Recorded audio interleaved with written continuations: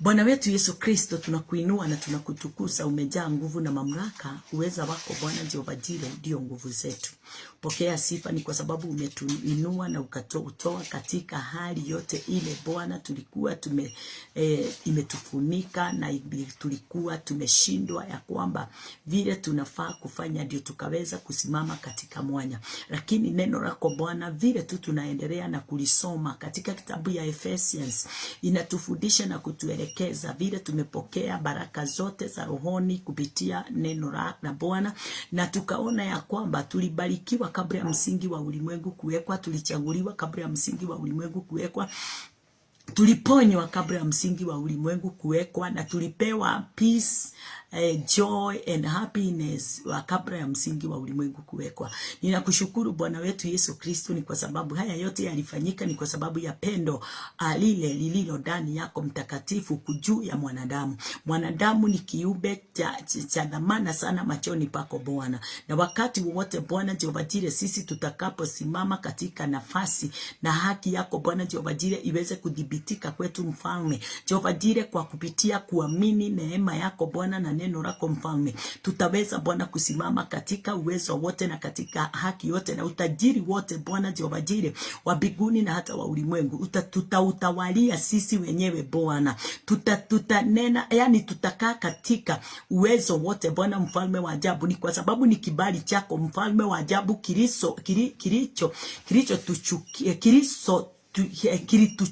kilitushukia juu yetu Bwana Jehova Jireh. Ndio utawala wote Mfalme wa ajabu wa vyote vilivyo ulimwenguni tuweze kuzitawalia kulingana na vile upendavyo. Mamlaka yako Bwana Jehova Jireh umetupa dominion, na kwa sababu umetupa Bwana Jehova Jireh, huu ndio wakati wetu sasa wa kuonyeshana vile Bwana Jehova Jireh tunatawala katika vyote na katika mambo yote. Ukatufanya warithi pamoja na Kristo Yesu kwako Mfalme. Ni kwa sababu Bwana ya upendo ule Bwana Jehova Jireh uliweza kuonyeshana. Siku ya leo Bwana Jehova Jireh ninanena utukufu na ninanena neema na ninanena ushindi na ninanena Bwana Jehova Jireh mamlaka yale Bwana Jehova Jireh tulio nayo. Neno lako Bwana mbele zetu Mfalme, twakuomba chochote kile kinaweza simama kipingane na neno lako ndio lisiwe msaada katika maisha yetu.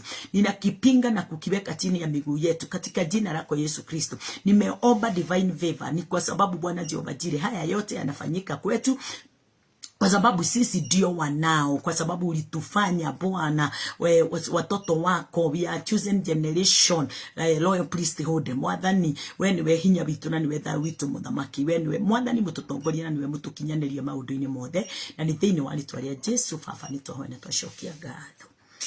Amen, amen, amen. Na katika hiyo nafasi nataka tuweze kuangalia neno mahali pale. Ni wakati ninaposoma katika kitabu ya Ephesians, Philippians, Colossians, Galatians, hizo vitabu zimefuatana. Nimetazama na nikaona ya kwamba tumeshabarikiwa, tumeshainuliwa, tumeshapewa kibali na Mungu. Tumesha fanyiwa kazi yote katika maisha yetu. Na hata nikikumbuka katika Genesis, uumbaji wa Bwana aliumba vitu vyote pasipo mwanadamu. Aliumba kila kitu pasipo mwanadamu. Mwanadamu ndiye alikuja akiwa wa mwisho. Na nikitazama ama nikifikiria sana mawazo ya Mungu, ninaona ya kwamba hagetaka mwanadamu aweze kuwako, kwa sababu moyo wake Mungu ulikuwa mwanadamu aweze kutambua ya kwamba kazi yote yake Mungu amemfanyia. Tena alikuwa anataka mwanadamu aweze kujua ya kwamba kazi ile amepewa na Bwana ni kutawalia vyote vile Mungu ameziumba katika ulimwengu. Amepewa mamlaka. Hajapewa uumbaji ati aumbe wala atengeneze. Amepewa utawala juu ya vyote vilivyomo ulimwenguni. Na Mungu katika hiyo Genesis 1 aliumba mwanadamu akiwa wa mwisho. Siku ya 6 ndio Mungu alimuumba mwanadamu. Wakati siku ile Mungu alikuwa anaamka ndio aweze kupumzika. Yani alikuwa anamaliza kazi ndio aweze kupumzika. Alimaliza na mwanadamu. Kazi yote alimaliza na mwanadamu. Kwa hivyo mwanadamu akisema aamke, alikuta Mungu tayari ameshapumzika. Na kama alikuta Mungu tayari ameshapumzika, neno linatuonyesha ya kwamba sisi kama vile Mungu amepumzika, na sisi tunafaa kupumzika. Tukae karibu na Baba. Tukae karibu na mzazi wetu wa kwanza. Bwana asifiwe. Mungu hakuumba mwanadamu aweze kuwa katika kujitahidi wala kutenda. Alituumba sisi wote tuweze kupumzika na kufurahia kazi yake yeye mwenyewe ile aliyotufanyia. Bwana asifiwe. Lakini mwanadamu kwa kuto amini, mwanadamu alidisobey. Mwanadamu alijiona. Mwanadamu aliona kazi ya Bwana kama haijafanyika vyema. Mwanadamu akatamani kuweka mkono wake juu ya kazi ya Mungu. Na wakati tu mwanadamu aliweka mkono wake juu ya kazi ya Mungu na kujaribu kuitengeneza yani kuitengeneza, kuisimamisha ate kulingana na mawazo yake, mwanadamu na Mungu wakaweza kupoteana. Wakaweza kuwa bari sababu ya disobedient ya chombo kimeumbwa. Na wakati ninapoangalia Genesis 1 yote na 2, ninaona ya kwamba hakuna Genesis 1 yote, kila kitu Mungu aliumba alisema ni jema. Na chochote Mungu aliumba in Genesis 1, hakuna kitu kilidisobey mapenzi ya Mungu, isipokuwa tu mwanadamu. Mwanadamu ndio alidisobey, na ndiye Mungu aliumba kwa gharama kubwa sana, na ndiye Mungu aliumba kwa pendo. Na vyote viliumbwa katika ulimwengu siliumbwa ndio mwanadamu apewe dominion ya kuzitawalia na kutawalia vyote vilivyo ulimwenguni. Na wakati Mungu alimaliza hayo, alimpa mwanadamu dominion. Alimpa mwanadamu nafasi ya kutawala. Haleluya. Lakini mwanadamu alichukulia hiyo jambo kiholela na kirahisi. Akataka kujiumbia yale yeye mwenyewe aliona kama ndio inaweza kumfurahisha. Tunaiona katika Genesis 3. Lakini siku ya leo hatutagusa Genesis 3. Hata hiyo Genesis ni vile pasipo scriptures Genesis hauwezi fafanua neno la Bwana. Bwana asifiwe. So ninaangalia, ninaona katika kitabu ya Ephesians 1, ninaona Mungu amembariki mwanadamu kama vile tu alivyombariki mwanadamu katika Genesis katika Genesis 1 alimbariki mwanadamu.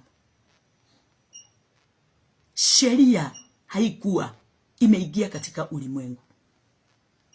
Bwana asifiwe. Sheria haikuwa imeingia ndani katika ulimwengu. So mwanadamu alikuwa anaishi katika neema. Wakati wa Genesis 1 kulikuwa na neema ya ajabu katika ulimwengu. Wakati Mungu alianza kuumba vyote vilivyomo katika ulimwengu. Genesis 1, mambo yote ilikuwa salama. Neema ya Bwana ilikuwa imejaa. Genesis, kitabu ya Genesis yote ni watu wengi, akina Abraham. Hata akina huyu tunaita Adam aliyekosa. Akina Noahs, akina Solomon, akina Samson. Ni watu wengi katika Genesis. walipewa neema ya ajabu. Hao watu walipewa neema ya ajabu. Neema ya Bwana ilikuwa inafanya kazi katika kitabu ya Genesis. Exodus,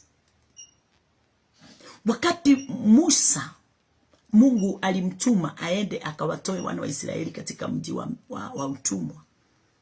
Nao watu wakati walifika kutoka katika utumwa, na wakati Mungu aliwahitaji katika kitabu ya Deuteronomy, Bwana asifiwe, watu walikataa Mungu aweze kuwaongoza. Bwana asifiwe. Wacha tuweze kurudi katika kitabu yetu, katika kitabu ya Genesis 1. Ephesians.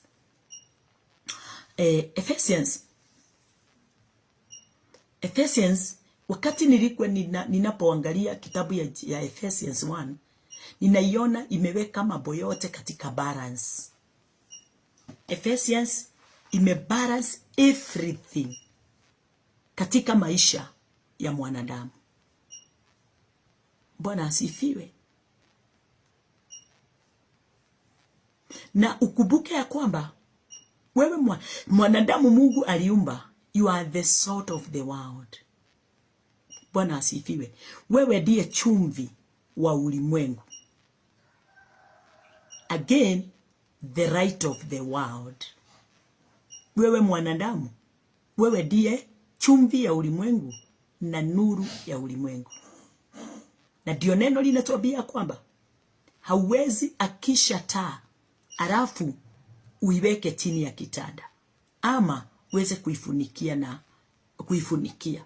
Sababu ile taa wakati umeiakisha inafaa iweze kumlikia wale wote walio karibu. Inafaa kumlikia ulimwengu. Sio kuifunika. Sio kuiweka mbali. Ni kuiweka katika nafasi ya kwamba itasaidia, itakuwa msaada kwa watu wengi. Bwana asifiwe. Na huyo ni Mkristo yule tayari ameshapokea neno la Bwana, ameliamini neno la Bwana, ameobey the word of God, the voice of God, umeobey. Na wakati umesha obey the word of God, utaweza kujikuta katika nafasi ile ya kuwa katika utaratibu, mpango.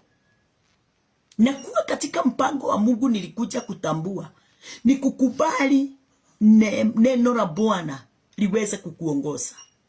Ni kukubali wakati wowote pasipo wewe, hata kama upo, lakini pasipo wewe neno la Bwana liweze kutumika na kufanya kazi ndani yako. Hata kama wewe ni mkubwa, ni mnene namna gani, hata kama wewe ni tajiri namna gani, hata kama wewe ni mama wa mtu, ni bibi ya mtu, ni mzazi wa mtu, uweze kujua na kuelewa. Hayo yote haijalishi na haiwezi zuilia ukose kufanya mapenzi ya Bwana. Kwa sababu mapenzi ya Bwana ndio itafanya uweze kufika katika kile kiwango cha kutambua mapenzi ya Bwana ndio uponyaji wangu. Mapenzi ya Bwana ndio nguvu zangu. Mapenzi ya Bwana ndio utajiri wangu. Mapenzi ya Bwana ndio furaha yangu. Mapenzi ya Bwana ndio inafanya niweze kuwa na a good relationship na watu wengine, na a good fellowship hata na watoto wangu, hata na bwana yangu, hata na bibi yangu. Bwana asifiwe. So mwongozo wa Bwana unaleta mambo yote katika usawa. Wakati tumekuwa na sikio la kusikia na uamuzi wa mwema ndani yetu, kwa sababu kuna kitu hakitawahi fanyika katika maisha ya mwanadamu kama mwanadamu wakati anaposikiliza neno na kulisikia hata kuwa na uamuzi ule unaofaa, uamuzi mwema. Uamuzi mwema. Uamuzi mwema ni kusema nini? Uamuzi mwema ni kusema ati wakati unaposikia neno la Bwana unalifuata, unakubali kuongoze, unakubali kulitimiza lenyewe, unakubali Mungu aweze kukuongoza katika nafasi yake. Tuko pale tu nikikufundisha juu ya vile sisi tumeshabarikiwa. Na yule ameshabarikiwa ni yule amejua mwongozo wa Mungu ndio baraka katika maisha yake. Mwongozo wa Mungu ndiye baraka kwangu. Mwongozo wa Mungu ndiye nguvu kwangu. Mwongozo wa Mungu ndio mafanikio katika maisha yangu. Bwana asifiwe. Kristo tunamuona sana.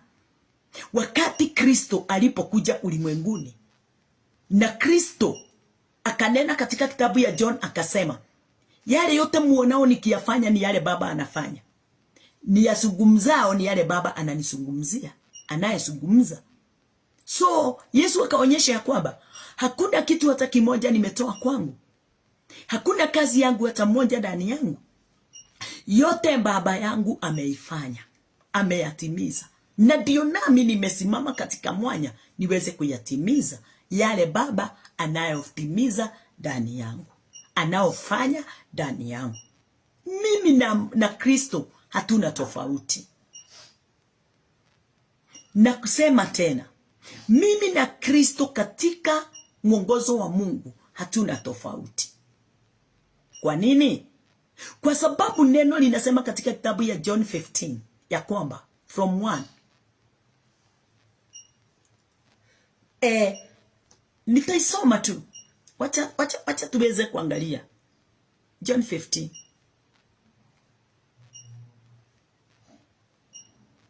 John 15. Hii kitabu inanijenga na inanitianga nguvu kila wakati. John 15 inasema, I am the true vine, Christ says, and my Father is the husbandman. Number 2, every branch in me that beareth not fruit, be taken away, and every branch that beareth fruit, he parted it, that it may bring forth more fruit. Number 3, no, you are clean through the word which I have spoken unto you. Number 4, abide in me and I in you. As the branch cannot bear fruit of itself, except it abide in the vine, no more can you accept you abide in me. Ati niko na mstari huo na ninaupenda sana. Ati imesema ya kwamba as a branch cannot bear fruit, as a branch cannot bear fruit of itself, except it abide in the vine. Kiswahili inakwambia, kaeni ndani yangu nami ndani yenu, kama vile tawi lisivyoweza kuzaa peke yake lisipokaa ndani ya mzabibu. Lisipokaa ndani ya mzabibu, kadhalika ninyi msipokaa ndani yangu. Ati hatuwezi kuwa na mazao tusipokaa ndani yake. Ndani yake katika utafsiri, kwa sababu Christ yuko katika ulimwengu right now.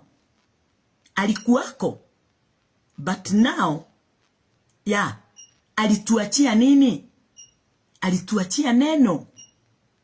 So kila Yesu anasema ni ya kwamba nitukae ndani ya neno lake. Na ndio number 3 anatuambia ya kwamba number 3, now you are clean through the word which I spoken unto you. Kwa hivyo ni nini kinatusafisha? Ni nini kinazungumza kuhusu baraka za Bwana? Tunapokea baraka namna gani? Kwa kukubali kuwa safi kupitia neno lake Bwana. Neno ndio linasafisha mimi na linakusafisha wewe. Ndio the blessings, the promise of God, wakati itakapo ingia ndani yangu na ingia ndani yako, wewe unaonisikiliza, haitapata nafasi hata moja ya kuondoka ndani yako. Kwa sababu gani? Kwa sababu uko katika nafasi ile iliyo katika usawa. Unapokea zile mazao, ile fruits from the vine direct. Kwa hivyo kile unapokipokea, unakipokea direct from the vine. Na kusema hivyo nataka kusema nini? Unakipokea direct kutoka kwa Kristo. I am the vine, number 5. I am the vine. You are the branches. He that abideth in me, and I in him, the same bringeth forth much fruit. For without me, you can do nothing. No, unaona? Ati pasipo yeye Christ, you cannot, yani, you can do nothing. Pasipo yeye hakuna promise. Pasipo yeye no blessings. Pasipo yeye no healing. Na ni kwa yeye namna gani? Yeah, to abide. You abide in him. Ukae ndani yake na yeye ndani yako. Nao mazao yale yote utayahitaji, itazalika ndani yako. Bwana asifiwe. Watu wengi wanafikiria kubarikiwa na Bwana hakuna process. Bwana asifiwe. Haleluya.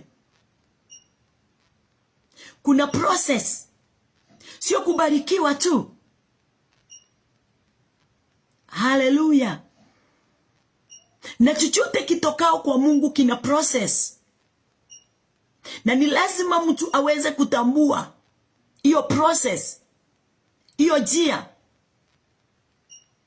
Kama vile Christ aliyoifuata ndio aweze kumkamilika katika uwezo wote na katika nguvu zote na katika ufufuo. Sababu wacha nikwambie mtu wa Mungu, wakati ule Christ alisurubishwa, wakati alishikwa na kupelekwa kusurubishwa, kuna kitu inanisangaza. Mungu alimgeukia. Na hatuoni mahali pengine ate Mungu tena amemgeukia akiwa msalabani ama akiwa kaburini. Neno linatuonyesha ya kwamba, na ninaweza kukudhibitishia na mstari fulani, katika wakati ule Yesu alifufuka siku ya mwisho, Mariamu alienda kuangalia, wakati walipoenda katika tomb kuangalia Yesu, na wakiwa amebeba manukato. Please kumbuka, wakati ule Yesu alijionyeshana kwa Mariam, aliambia Mariam, usiniguze. Sijafika kwa Baba kujionyeshana. Hajafika kwa Baba kujionyeshana. Kutoka lini? Kutoka wakati ule Baba alimuacha. Bwana Baba aligeuka, akamuonyesha mgongo. Bwana asifiwe. Ndio kwanza Yesu amalizane na hali yoyote ile inaitwa dhambi. Inaitwa dhambi. Bwana asifiwe. So Christ ni lazima angekuwa katika nafasi ya kuwa kwa damana kwake na Baba, ya anaandamana na yeye katika usawa. Ndio kukuwa ndani ya Baba, na unaona ndio inatuambia katika John 15:1, ndio ilifanya Christ aweze kufufuka. Kwa nini? Sababu yote yale Christ Mungu Baba alikuwa anayo yanena, Christ aliibeba, Christ aliisikia, Christ aliamini. Christ alisimama na jambo lolote lile Mungu baba yake aliweza kumuongoza nalo. Aliamini baba yake, alimpenda baba yake, alifanya mapenzi ya baba yake. Bwana asifiwe. Kwa hivyo alitimiza yote kulingana na baba. Na ndio hata wakati alipofika katika kufa kwake, kuzikwa kwake, wakati ufufuo ulifika, Yesu Kristo hakushindwa ama kifo hakikumkomesha. Death haikureign juu ya Christ. Bwana asifiwe. Yesu alikomesa kifo. Yesu alipinga kifo. Kwa sababu gani? Alikipinga kwa sababu amekubali, ameamini, ameobey his father's instruction. Watu wengi wako makanisani lakini wanajua wako chini ya kifo ya sheria, wanajua wako chini ya kifo ya mambo mengi katika dini wanaoisoma, lakini hawawezi toka kwa sababu ni wakubwa. Hawawezi geuka sababu wakigeuka kidogo watafukuzwa. Wacha nikuambie, afadhali uwe maskini ule wa mwisho na ufalme wa mbinguni uwe nafasi yako, kuliko kuwe tajiri lakini ufalme wa Mungu hauna mamlaka ndani yako. Ulimwengu tutaishi miaka kidogo, lakini umilele ni baada ya kufa. Umilele wote ni baada ya kufa. Bwana asifiwe. Jiita mkutano ndani yako, ujiulize, maisha yangu baada ya kufa itakuwa namna gani? Sababu watu wengi wanafurahia utajiri tu wa mwilini, utajiri wa ulimwengu. Hawana haja na utajiri wa rohoni, ule utawaweka na kuwadumisha katika ufufuo wa pili. Kama vile Kristo alifufuka katika kifo kile kilikomeza wazee mababa wetu wa zamani na hawakuamka. Lakini Christ kwa wote mababa wetu wa zamani aliweza kuamka, akafufuka. Bwana asifiwe. Akatoka kwa wafu na akawapa msaada hata wao wa kutoka katika wafu. Bwana asifiwe. Nakupenda sana. Katika kitabu ya Ephesians, tusome sasa. Katika kitabu ya Ephesians 1 inasemaje? Ephesians 1 inasema Paul, an apostle of Jesus Christ by the will of God. Anasema Paul, ati Paul, an apostle of Jesus Christ by the will, kwa kupenda kwa Mungu, will of God, to the saints which are at Ephesus, and to the faithful in Christ Jesus. Ati Paulo mtume wa Kristo Yesu kwa mapenzi ya Mungu, si kwa mapenzi ya wale walimwekelea mkono, si kwa mapenzi ya ubatizo wala kuwa na sheria ndani yake, ni kwa mapenzi ya Mungu. Paul akagundua ni kwa mapenzi ya Mungu. Sababu kumbuka, Paul alikuwa nani? Alikuwa hata anatesa kanisa, anatesa watumishi wa Bwana, anatesa kila kitu, anatesa kazi ya Kristo. Lakini wakati alipotambua, sio kwa juhudi yake, na akatambua ya kwamba hafai kupigania Mungu. Mungu anafaa kujipigania katika kazi yake. Paul alitulia, alipumzika, akapatia Mungu nafasi ndani ya maisha yake, Mungu aweze kumuongoza. Haleluya.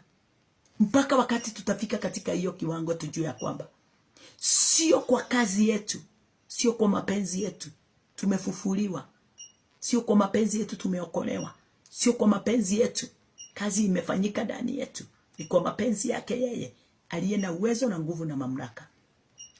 Kwa hivyo huo mstari wa kwanza, Paul alitambua the grace of God, na akajua ya kwamba ile neema aliyo nayo imetoka kwa Mungu. Haleluya, Bwana asifiwe. Na mimi asubuhi ya leo nasema ile neema niko nayo imetoka kwa Mungu, sio kwa neema yangu ate ninahubiri, sio kwa neema yangu ya kwamba niko na doa, niko na watoto, niko na mume, sio kwa mapenzi yangu, sio kwa nguvu zangu, sio kwa mamlaka ama kujitahidi. Hapana, ni kwa mapenzi yake. Ya, Mungu ni mkamilifu, ni mwaminifu. God is gracious towards you. Bwana asifiwe. Mungu wetu, ukamilifu wake kukupitia wewe, neema yake kupitia wewe ni kuu sana. Sio vile unaweza kujipima wala kuiona. Bwana asifiwe. Ni kwa utukufu wake yeye ametupa uweza wote. Amekupa peace, love, amesiweka ndani yako, umesipokea kutoka kwake. Paulo akatambua, nimepokea kutoka kwake. Bwana asifiwe. Na wakati nilipokuwa ninafikiria juu ya Paul, nilionelea ndio Paul andike Ephesians, anaonyesha ya kwamba baraka yote ameipokea, ate sio kwa mapenzi yangu, kwa mapenzi yake. Kwa mapenzi ya Mungu, mimi na wewe tumebarikiwa, mimi na wewe tumefunguliwa, mimi na wewe tumeokolewa, mimi na wewe tuna amani, mimi na wewe tumeponywa, mimi na wewe tumetajirishwa, mimi na wewe tumepewa kibali cha kuzunguka ulimwengu mzima tukihubiri neno la Bwana. Namba 2 akasema, grace be to you and peace. Unasikia namba 2? Amekupa grace, amekupa peace. Paul akaomba, and from the Lord Jesus Christ, neema na iwe kwenu na amani zitokazo kwa Mungu Baba yetu na kwa Bwana Yesu Kristo. Bwana asifiwe. Ate hiyo neema Paul anaomba tuwe nayo. Hiyo neema Paul anataka tuweze kuitambua kama vile aliyeitambua. Bwana asifiwe. Na kwa sababu Paul alitambua ile neema, aliweza kunena jambo fulani katika neno.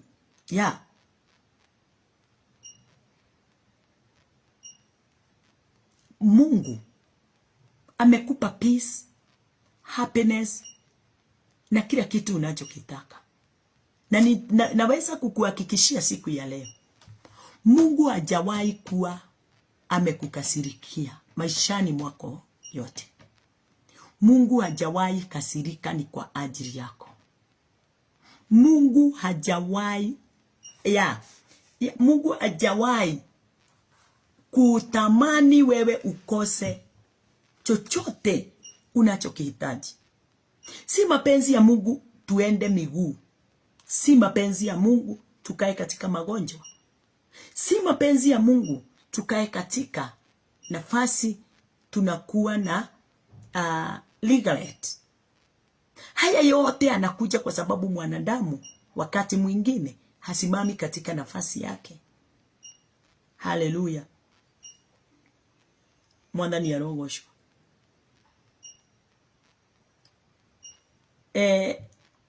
Wakati mwingine tunakaa katika jaribu la kujijaribu sisi wenyewe.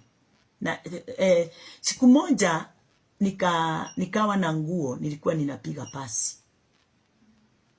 Na wakati ule nilikuwa ninapiga fua hiyo nguo pasi, ikachomeka kidogo hapa nyuma. Huyu ndiye mwanadamu sasa. Niligeukia Mungu nikamuuliza, na Mungu, kwa nini haukupima moto hiyo kwa pasi? Aibu nikuulize. Hiyo pasi, kwa sababu ni hizi za ziko na kila kitu. Sina mahali pa kupima moto. Unafaa kujua texture ya nguo yako ndio uweze kuweka ile moto. Imekuelezea na imekufundisha na imekuonyesha kila kitu.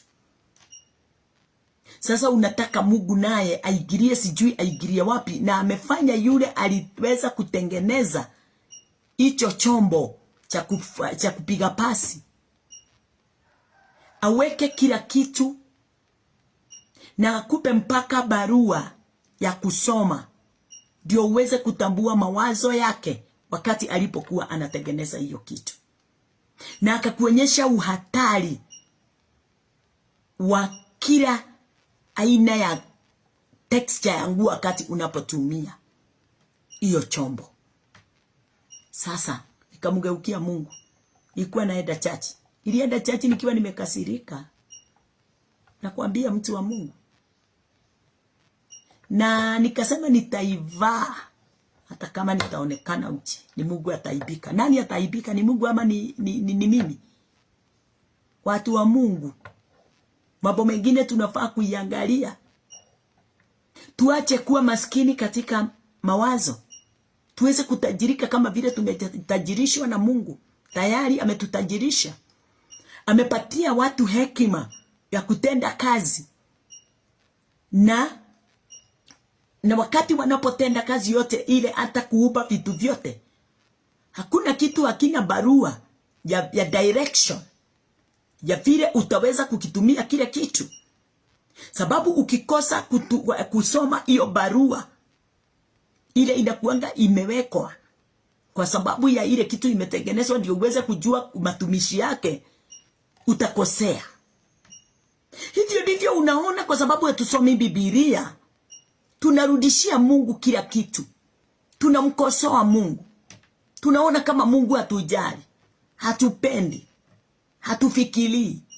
Ameachilia magonjwa ikuje kwetu. Na ni wewe haufai sweta wakati wa baridi. Ni wewe ndio unahara kwa sababu ulikula tu ukule. Mungu hawezi kukuzuilia kukula kile unataka, lakini tambua unachokikula utakikula yani utakula kama mtu mwenye hajawahi kula tena. Utakuwa na kipimo, ama utakula tu kwa sababu kiko. Bwana asifiwe. Utachanganya kila aina yote ya chakula mpaka hauangalii hiki na hiki akiwezi pelekana.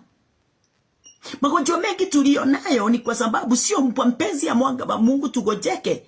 Alimtuma mwanae ndio tupone, na tupone milele. Lakini kwa sababu ya kutotumia manual, hatusomi manual. Na manual ya Mungu ni neno lake. Manual ya pasi ni hiyo barua, hiyo manual imeandikwa, soma ndio uweze kujua vile utatumia. Haleluya. Hakuna kitu chenye hakina manual. Bwana asifiwe. Tumia manual ndio uweze kuelewa baraka yote iliyo katika maisha yako utaipokea pande gani, na utaipokea namna gani, na itazidi kuongezeka namna gani katika maisha yako, na itadumu muda gani katika maisha yako. kwa sababu ya vile utakitumia. Bwana asifiwe. Lazima tuweze kutumia hekima ndani yetu, ndio tuweze kuandamana vyema na kutambua moyo wa Mungu kama vile tunatambua moyo wa wale wanaotengeneza vitu zao. Wakizituma kwetu, ni lazima tusome ile manyu. Hata TV ukinunua ni lazima upewe manyu. Kila kitu, hata simu iko na manyu. So wakati unaposoma ndio unapokea knowledge ya vile inavyotumika. Lakini watu hawataki kusoma manual. Na ni ukweli, mpaka bairo munaona tunadi zina manual. Utiri kindu gitari manual yo gukihuthira. Nayo Biblia kwina uria wagiriye kumihuthira. Mwathani arogosho. Ndio kile kiko ndani ya hiyo Biblia kiweze kuwa msaada katika maisha yako. So wakati nilikuwa ninasoma hiyo kitabu ya Ephesians, nikaona mstari wa 3 kuna kitu. Huo wa pili imetuambia God did not say he can bless us. Gaida rauga ni aguturathima. Hiyo ni kitu moja katika Ephesians 1:2. Sio ati Mungu anasema atatubariki ate wakati ule utafanya jambo. Hapana, Paul alitabua. Sio ati kwa sababu wakati utafanya jambo ndio utabarikiwa. Hapana.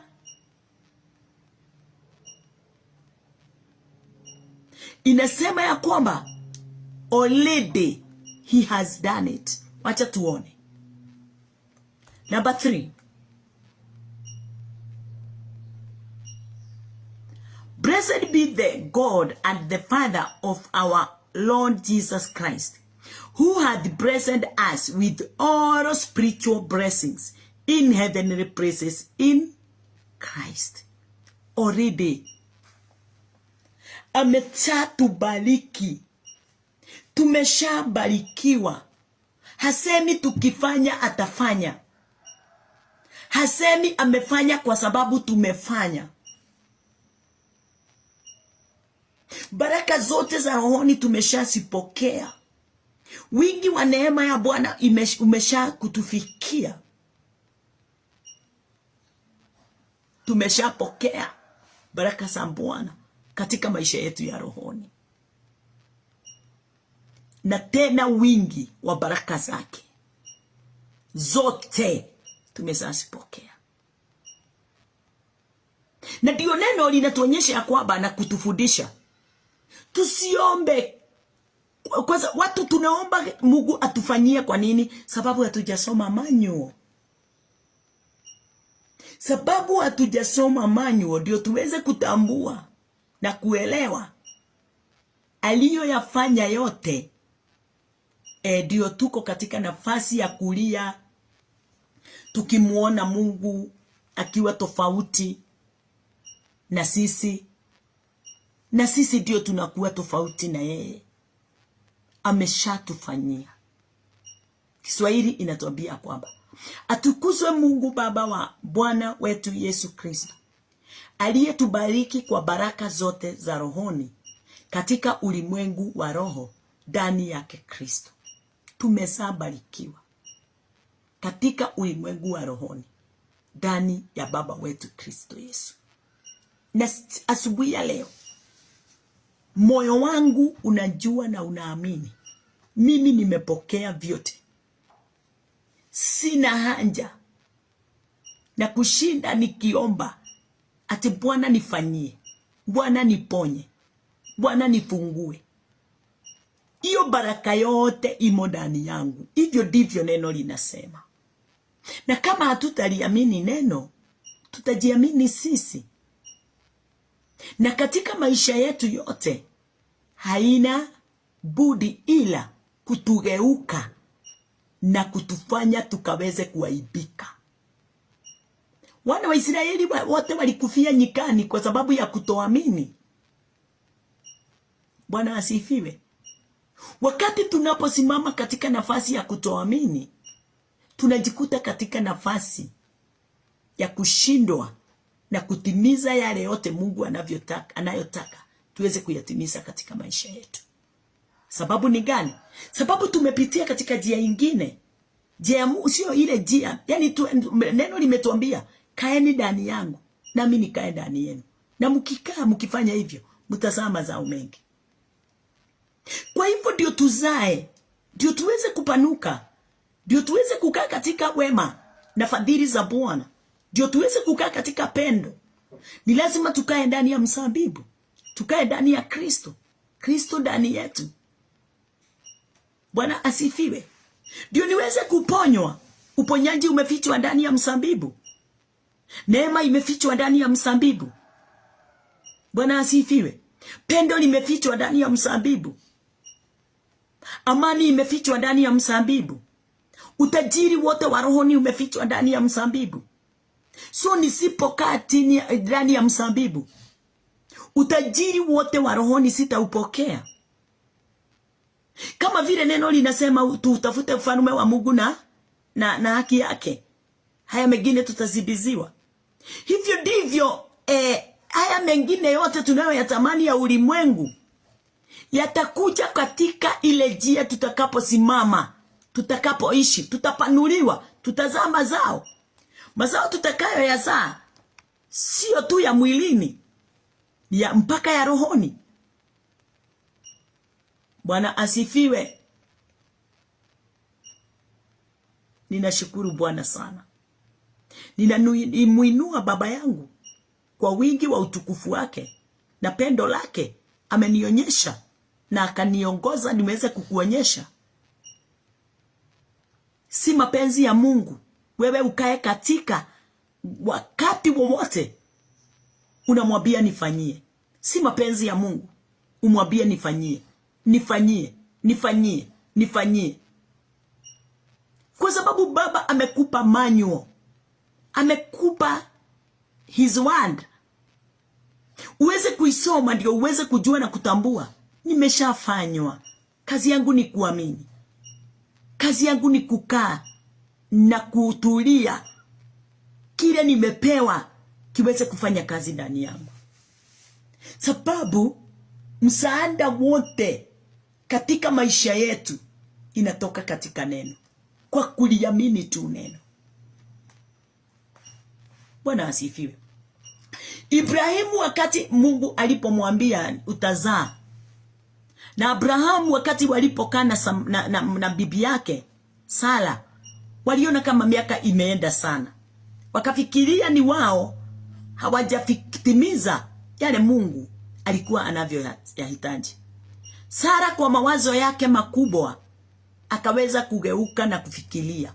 Akaona ya kwamba pengine Mungu alikuwa anataka tuweze Ibrahimu, sababu mimi nimekuwa tasa. Lakini baba alikuwa amemwambia Sara, utazaa mtoto yule nitakaye kubariki naye ni wewe utamzaa. Ibrahimu hivyo akanjua. Lakini waliangalia time. Time inadanganya sana. Time inatudanganya. Mawazo yetu inatudanganya. Bwana asifiwe.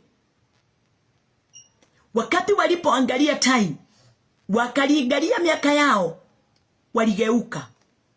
Sara akaambia Abraham, pengine Mungu anataka tuzae na huyu mjakazi, ndio tuweze kuwa na uzao. Twagoja nini? Naye Abraham, pasipo kukumbuka yale Bwana aliyoyanena, ati yule mtoto atakaye toka katika mguu wako, ndani yako, na ni Sara atamzaa, huyo ndiye nitakuwa nimembariki naye. But walitumia mawazo yao, wakamzaa Ismail badala ya Isaka, sababu Isaka alikuwa azaliwe na Sara. Ismail ni mtoto wa nguvu za mtu. Ishmael ni kazi ya mwanadamu. Lakini Isaac is the grace of God, neema ya Mungu. Mwana asiye na kazi yoyote inatokana na mwanadamu. Bwana asifiwe. Haleluya. Wakati wowote tunapoishi katika ulimwengu tulio ndani yake, tukikosa kusoma manual vyema, tutakosoa chochote Mungu alipokifanya.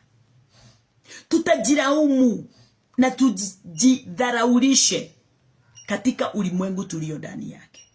Hakuna mtu anayeaibika ni kwa sababu ameaibishwa na Mungu.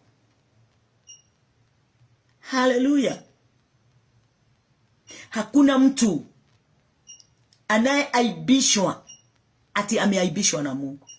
Mwanadamu ndiye anajiaibisha mwenyewe. Mwanadamu ndiye anajipeana katika aibu. Mwanadamu ndiye anajipeana katika aina nyingi ya magonjwa. Mwanadamu ndiye anajipeana katika aina nyingi ya vifo. Hata kufa moyo ni mwanadamu anajipeana. Bwana asifiwe. Katika kukasirika ni mwanadamu anajipeana. Haleluya. Na wakati wote mnaona tunajikuta katika hali ya kusikia hatuna amani, ebu tafakari sana, kwa nini hiyo amani imepotea? Kwa nini hiyo furaha imepotea? Why? Uone uko nje ya njia. Mawazo yako inakupeleka sana. Umetoka katika njia ya baraka, ile tumebarikiwa nayo ya rohoni. Umeingia katika masumbufu ya mawazo yako. Tumeingia katika masumbufu ya mateso yale yanayotutesa. Bwana akamwambia Moses, abia wana wa Israeli, waache kutazama wale nyoka wa moto, watazame nyoka wa shamba. Sababu hawa nyoka wa moto hakuna wakati wataondoka katika maisha yao. Na yeyote atatazama nyoka wa shamba, dakika tu utaitazama, hata kama umeumwa hautakufa. Sasa watu wanatazamia nyoka za moto, situations, problems, difficulties, afflictions. Bwana asifiwe.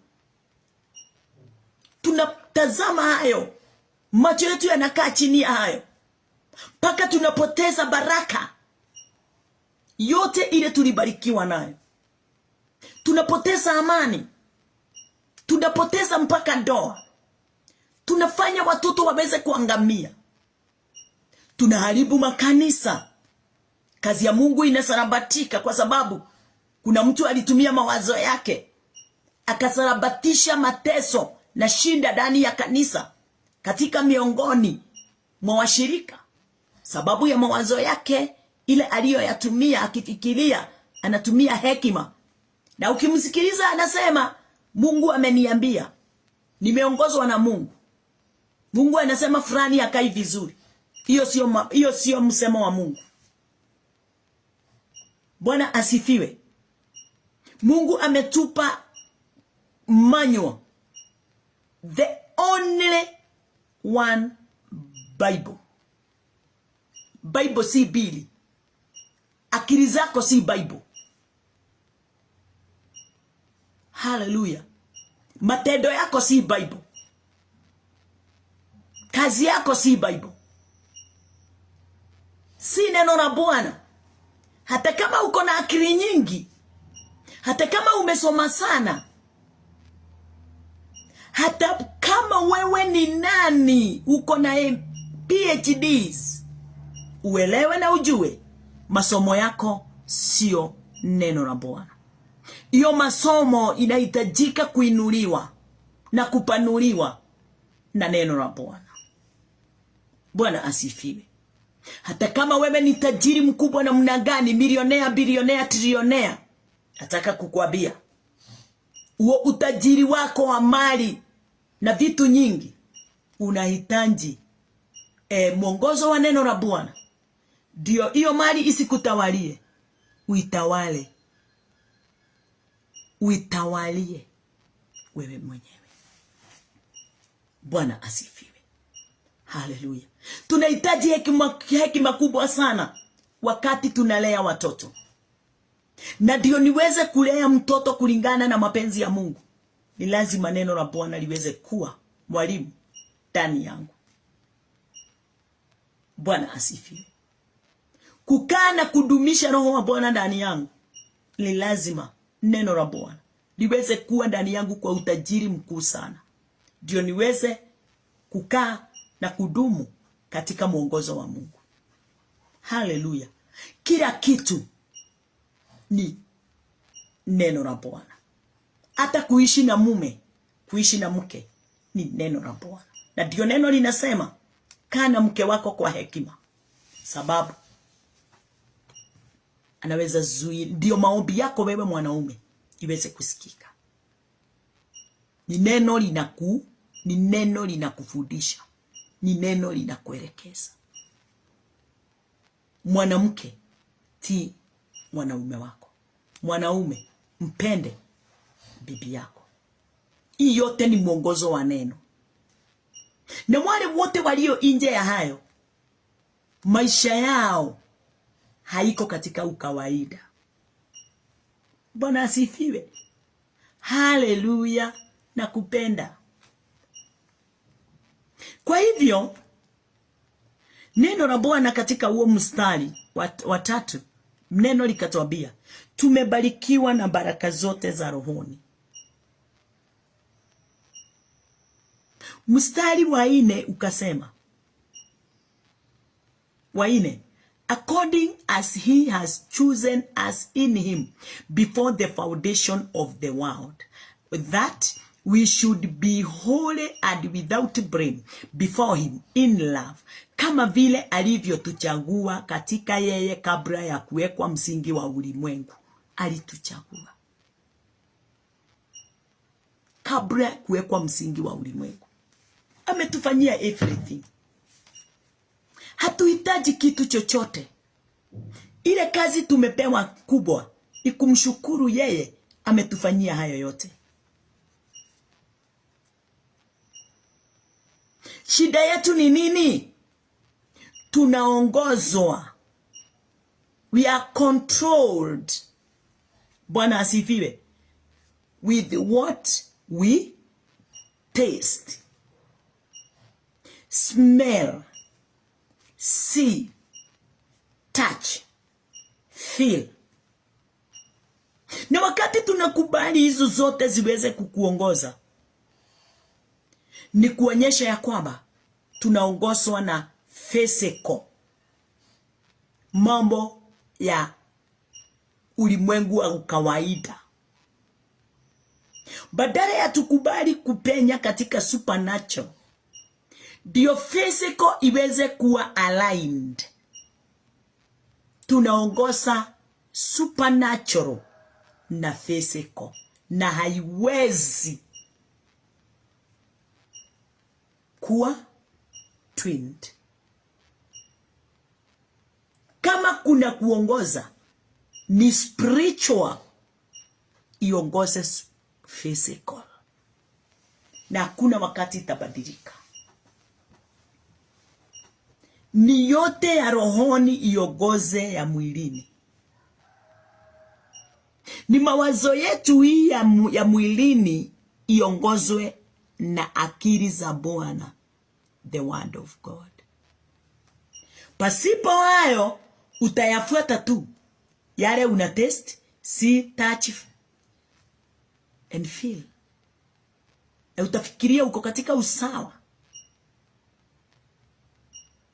Tutafuata mambo machafu sana katika maisha yetu.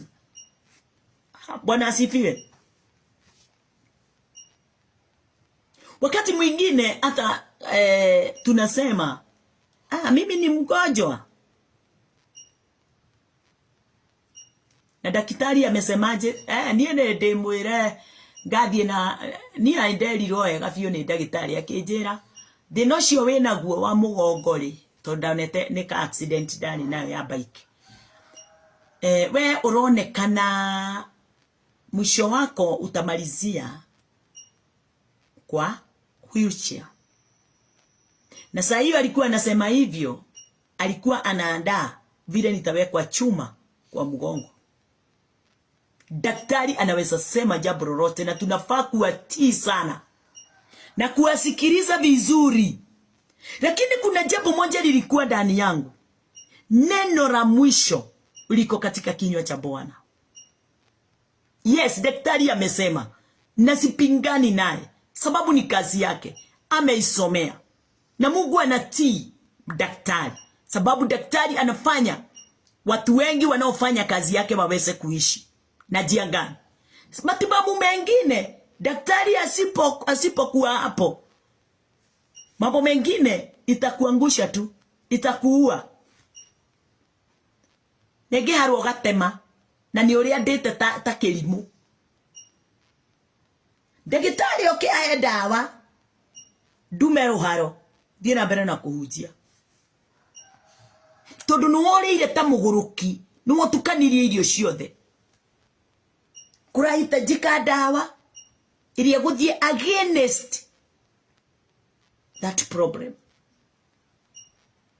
Bwana asifiwe. Mwili uatimbiwa na dawa nyingi zitokazo katika mchangani kama vile mwili ulivyo. Bwana asifiwe. Haleluya. Kwa hivyo sio ati siwezi pigana na daktari, lakini ninajua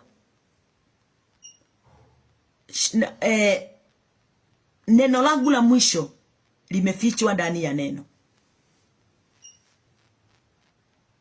Ama unafikiria there is a problem in my family? Kwa sababu wakati wowote tunaangalia situations, tunaangalia vile kuko. Na wakati tunapoangalia vile kuko, inafanya tuweze kufanya nini? Kufikiria sana. Na wakati unapofikiria sana, ndio unaona mambo hayo yote ni ya kweli. Ni ukweli. Unaona? Vile unavyoona situation, mawazo yako mara moja inakwambia ni kweli, hivyo ndivyo kuliko. Lakini kulingana na Bwana, it is not true. Because Mungu alitutoa katika aina yote ya destruction, aina yote ya kifo, aina yote ya magonjwa, aina yote ya hali. Neno lake lasema. Bwana asifiwe. Tukisoma neno la Bwana vyema, hata kama tunakunywa dawa, Bwana asifiwe, tunakuta neno la Bwana limefanya kazi. Kwa kuamini, tumeamini, kazi inafanyika ndani yetu kwa haraka. Bwana asifiwe. Haleluya. Wacha kuona kama kuna bills. Hakuna bills. Umeshapewa. Chochote kile kinasimama katika hiyo bill imekuja. Either ni ya stima, either ni ya maji, either ni ya nini. Mungu ameshashughulikia. Mungu ameshashughulikia familia yako. Mungu ameshashughulikia ugonjwa wowote ulio nao. Mungu ameshashughulikia maisha yangu ya rohoni, hata ya mwilini. Yote ameyashughulikia. So ni kusema ya kwamba Mungu amesha command blessings upon you. Baraka za Bwana zimesha wekwa kwako, zimepeanwa kwako. Haugojei baraka. Baraka zimeshapeanwa. Usiangaike. Usikufe moyo. Usiangalie hali useme hii hali ni chungu sana, haiwezekani. una uwezo wote, una nguvu zote, una kila mechanism ya kufanya hiyo jambo liweze kuwa katika nafasi yake vyema. Na kunenea umeokoka haujaokoka, na kuambia everything. Bwana asifiwe. Imepeanwa ndani yako, mkononi mwako. Bwana asifiwe. Haleluya.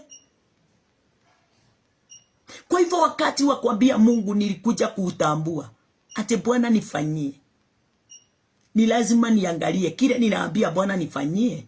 Lazima niangalie, lazima niweze kuwa manyo yake ndani yangu iko katika usawa.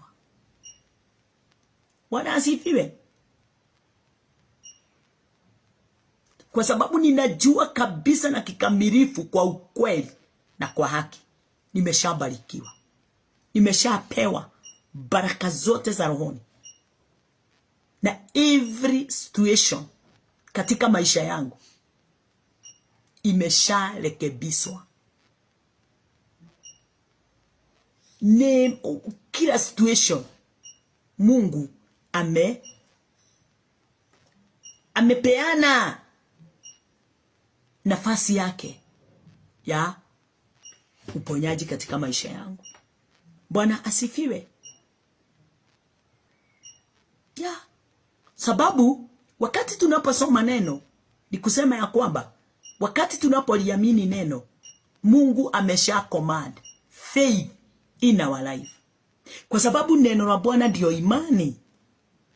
Na hiyo imani wakati unaposoma neno, unareceive kupitia kulisoma neno. Wakati unaporeceive lile neno ndani yako, imani inaendelea kujijenga. Na wakati imani inapojijenga ndani yako, kila kitu kimekuja kinyume na mapenzi ya Mungu katika maisha yako kitang'olewa. Hiyo ndio neno. Chochote Mungu hajakipanda kwa mwenye imani kitang'olewa. Kinawasimamisha na kuwaharibu wasioamini. Lakini walioamini, everything, haleluya, imekuwa katika nafasi ya usawa. God has already done it. Mungu ameshakitenda. Mungu ameshakifanya. Nashukuru Bwana sana wakati kama ule ninaohubiri, ndio hata mimi wakati mwingine imani, faith inaendelea na kujiongezea na kuona reality. Kuona reality yani kikamilifu wakati ninapohubiri, wakati ninapokunenea. Bwana asifiwe. Kwa hivyo mafundisho yote katika kitabu ya Ephesians 1 is what it's about, what God has done. Ni kuhusu yale yote Mungu aliyoyafanya. Bwana asifiwe. Kwa hivyo you are already healed. Kwa hivyo ni kushukuru Bwana wakati magonjwa imekuja. Nikwambia magonjwa gai umekuja. Kukuja kwako magonjwa ni kupona. Pona. Odoka. Yes, odoka. Sababu Christ anasema ya kwamba we are healed. Kwa hivyo wakati nimesikia maumivu ndani yangu, tayari I'm healed. Hey. You are already present. Umebarikiwa tayari.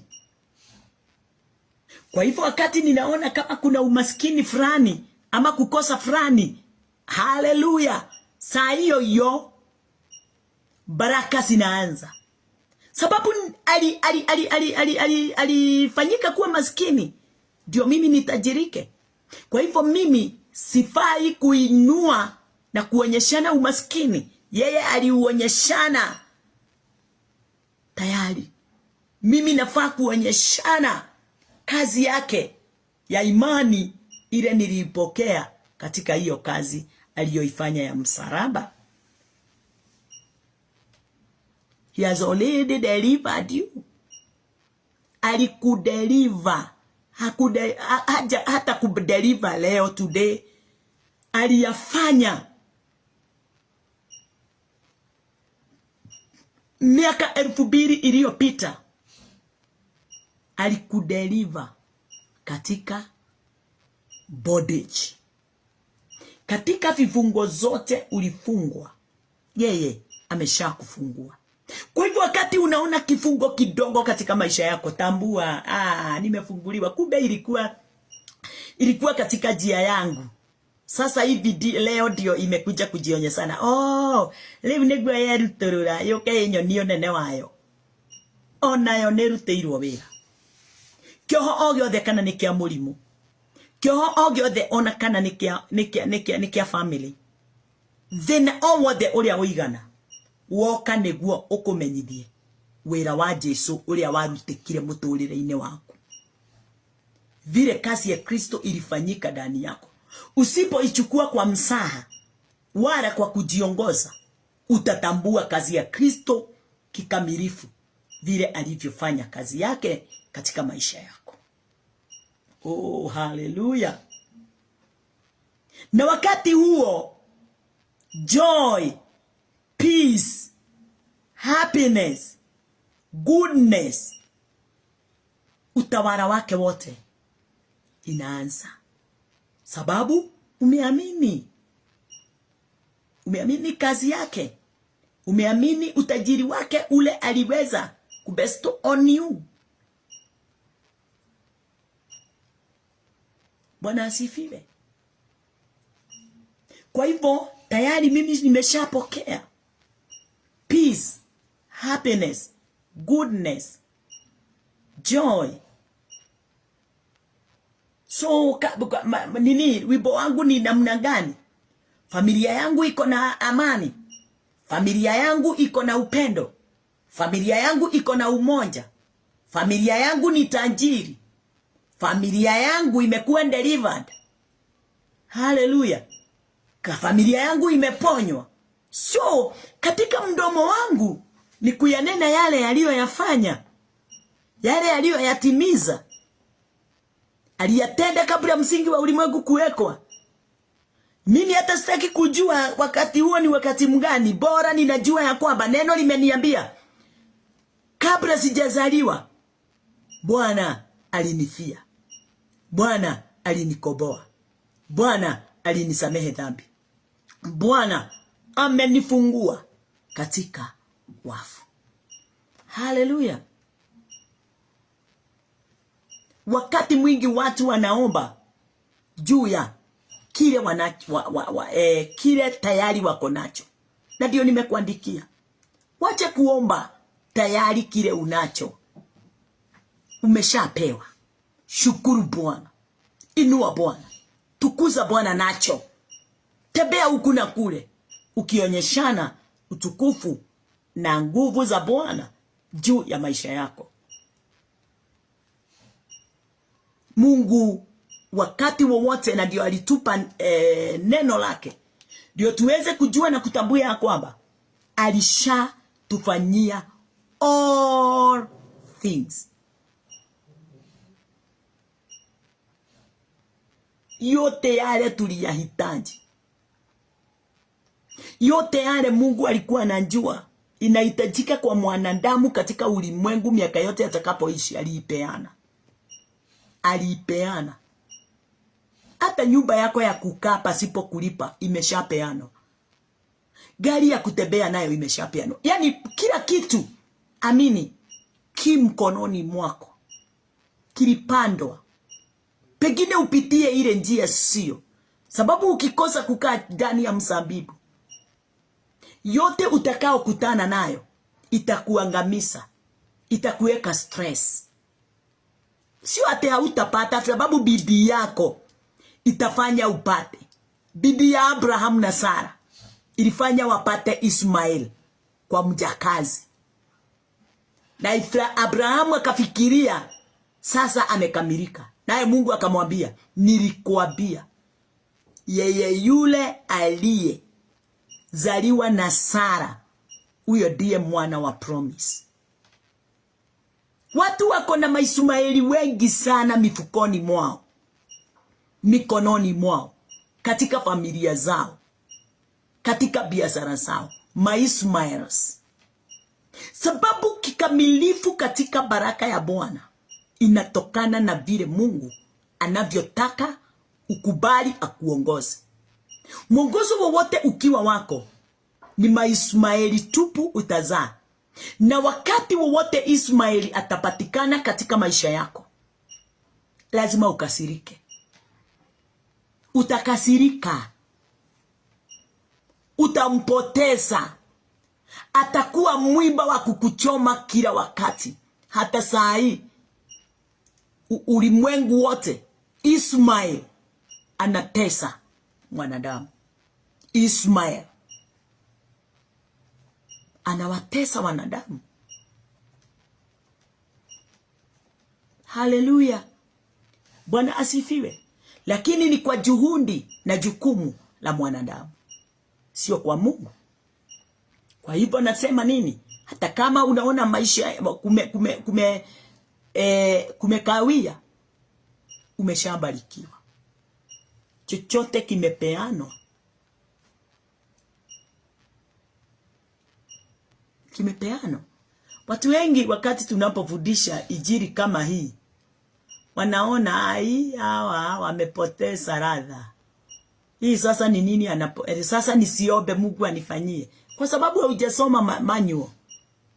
Kwa sababu hujasoma Biblia, hujatambua, hujakuwa na revelation. Haujajua vile unafaa kuisoma na ndio uibalance. Ndio uweze kupata ufunuo katika maisha yako. Bwana asifiwe. Namshukuru Bwana asubuhi ya leo kwa sababu time yangu imekwisha. Na kwa sababu imekwisha, sina budi ila nikome hapo. Ndio nawe uamke uende katika mambo mengine. Na mimi niamke niende katika mambo mengine. Lakini hayo sio ya haja sana. Kama vile wewe unaweza amini neno la Bwana, ndio uone uweze kukaa katika mamlaka na uwezo na nguvu zake Bwana. Wacha tuombe. Bwana wetu, katika uwezo wako na katika wingi wa neema yako, neno lako limetunenea na limetufundisha kulingana na vile wewe Bwana upendavyo. Pokea sifa mfalme wetu. Ni kwa sababu pasipo mwongozo wa neno lako, sauti yako Bwana, haiwezekani mwanadamu aweze kusimama katika nafasi ile ifaao. Na kila wakati tuko nje ya nafasi ifaao, tuna kilio,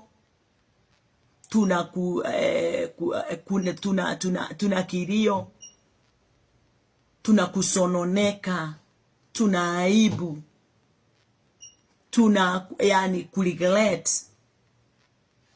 Tunaona wokovu kama haukamiliki. Tunaona hapa kana kwamba hakuna upendo wa Mungu. Lakini ni kwa sababu ya kutofuata ukamilifu wa mapenzi ya Bwana. Baba, ninakushukuru. Wakati huu umefanya tuweze kulisoma neno lako. Tumetambua mapenzi yako. Tumetambua haki imefichwa ndani yako ni nini. Tumetambua Bwana, tusipolisoma neno hatutajua moyo wako. Hatutatambua ulivyotaka kutoka mwanzo. Lakini wakati tumelisoma neno, mapenzi yako inafanyika ndani yetu, uwezo wako unaonekana, tunaponywa, tunafunguliwa, tunaelekea katika njia ile inaofaa kutokana na mapenzi yako. Pokea sifa Baba yangu, wewe ni mwaminifu. Wakati wowote tutaiba wimbo wa utukufu, wimbo mpya, wimbo wa ushindi, ni kwa sababu umetushindania. Ni pendo lako Bwana linayatimiza yote kulingana na vile tunavyoamini neno lako na kufuata maagizo yako usiku na mchana. Asanti Bwana, ni kwa sababu ya uponyaji, kwa sababu ya kutunenea, kwa sababu ya kutubariki, na kwa sababu umetufundisha kulingana na vile umeongoza Roho wako Mtakatifu ndani yetu tuweze kutambua haya. Wacha watu hawa Bwana waweze kujua na kuelewa wewe Bwana umewafanyia kila kitu na kila kitu kimo mkononi mwao. Asanti Bwana wetu Yesu Kristo. Asanti ni kwa sababu ya utukufu wako. Katika jina lako Yesu Kristo tumeomba na tumeamini. Amen, amen, amen. Tuonane kesho. Bye bye. Muendelee na kubarikiwa.